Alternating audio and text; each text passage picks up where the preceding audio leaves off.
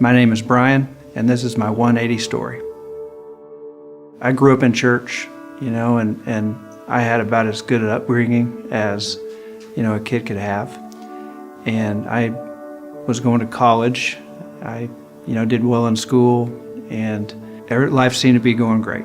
When I got out of college and actually started working, that's when, a couple of small wrong decisions sort of led me down a path that, before I knew it, I was completely lost. My relationships were falling apart.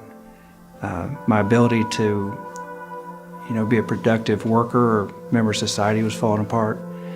I lost interest in things that I used to find a lot of joy in, like, my hobbies or spending time with family and friends. None of that mattered to me anymore.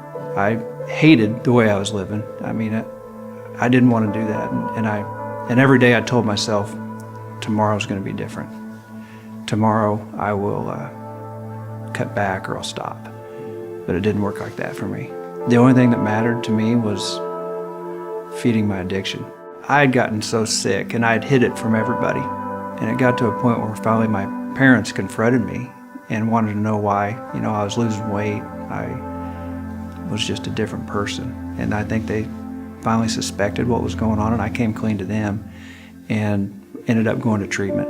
It was pretty easy to stay clean and sober in treatment, but it's when I got out that it was hard. And it wasn't long after that, maybe 60 days, that the mental obsession took over, and I was right back where I was, within a short period of time. So I ended up having to go to treatment a second time. So after that, I started going to meetings pretty much every day. And the good part about that is being around other alcoholics and drug addicts. You realize you're not alone. There's other people that have been through what I was going through. And, it gave me hope, watching other people live healthy, productive lives. And I thought, if they can do it, maybe I can do it. Taking the alcohol and the drugs away wasn't enough for me. I needed a spiritual awakening. I needed to turn my will and my life over to God.